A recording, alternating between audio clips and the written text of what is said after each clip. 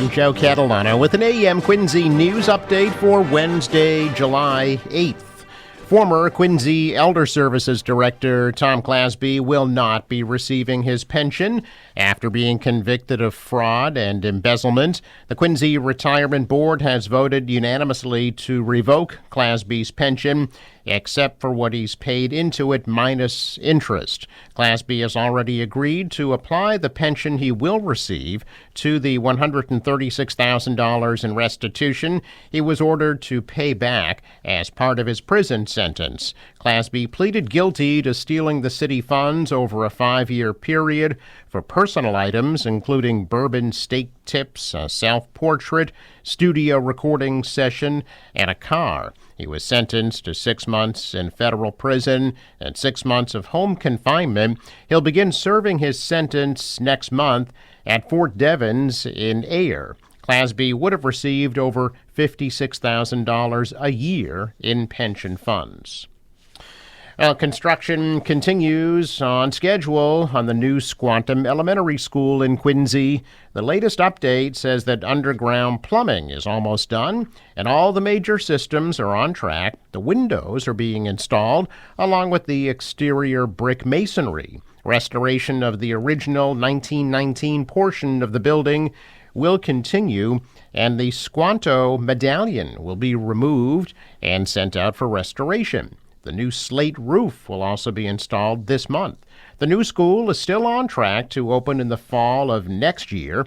Total cost for the new Squantum school is almost $109 million. The state is reimbursing the city almost $40 million for the project. A public meeting will be held next week regarding plans to close Chickatobit and Wampatuck roads in the Blue Hills Reservation in Quincy for the weekends this summer. The Department of Conservation and Recreation will hold the virtual meeting over Zoom on July 15th from 6 to 7:30 p.m. The plan is to close the roadways for July through early September in an effort to cut down on dangerous driving that's become an issue in local neighborhoods. The DCR will close the roads to vehicles from Friday evenings through Sunday evenings each weekend, while maintaining access for hikers, walkers, bikers, and emergency vehicles. The public will be allowed to comment during the upcoming virtual meeting. Call 617-626-4973 or email mass.parks@mass.gov for the link and for more information. 2 brothers were arrested for allegedly attacking a homeless man in Holbrook while he slept in his tent last month. 32-year-old Jesse Baxter and 28-year-old Jake Baxter, both of Holbrook, both charged with assault and battery with a dangerous weapon, assault and battery on a person over 60, and witness intimidation. Both men were employees of the Holbrook DPW and have been placed on paid administrative leave since last week. Police said they responded to the area of Linwood Street overnight on June 20th on a report of a man banging on residents' doors and yelling. Responding officers found the man covered in blood and bruises.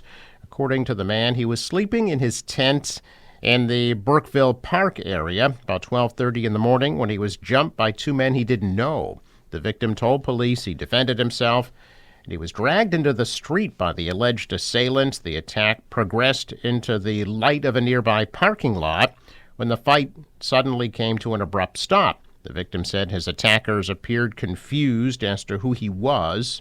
The victim believed the 2 attackers had mistaken him for another homeless man who previously caused a disturbance with DPW workers in the parking lot a few days prior. The 2 assailants ran off toward South Franklin Street and Linwood Street.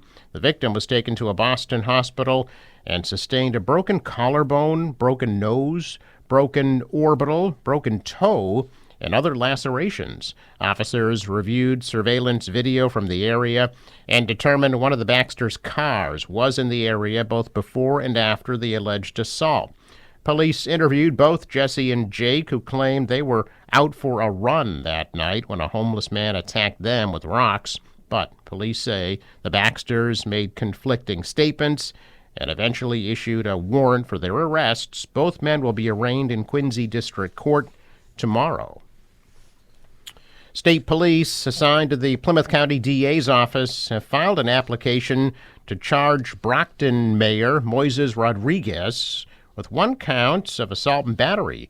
The DA's office is seeking the misdemeanor charge against the mayor weeks after a judge terminated a harassment prevention order that had been issued following allegations that he made a student feel uncomfortable during the Huntington Parade in May.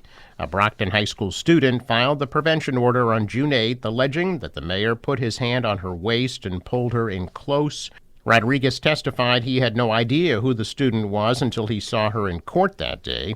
The mayor later showed up to high school graduation, although he was asked not to attend by the school department. The student's mother ran onto the field while Rodriguez spoke to the graduating students. Witnesses who saw the encounter between the student and Rodriguez testified that the action was inappropriate. There will be a hearing to determine if there is probable cause. Well, Massachusetts Golden Dome will have an up-close view of the Red Arrows tomorrow.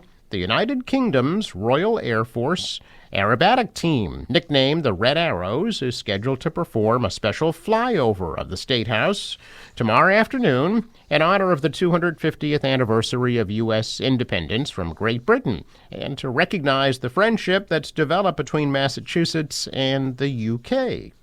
The Red Arrows fly distinctive BAE System Hawk T-1 jets, often with their trademark Diamond 9 shape and combination of close formations and precision flying, according to the Royal Air Force.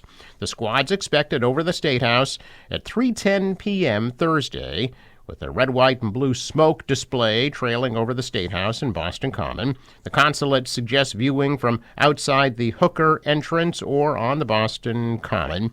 And getting there early, the Red Arrows are in the midst of a 5-week tour of the United States called Operation Eagle Hawk. They'll also perform on Saturday as part of the Sail Boston Grand Parade of Sails. The wing commander, Sasha Nash, the commanding officer for the team, said the pilots are excited to return to Boston, a location that they haven't been to since 2019.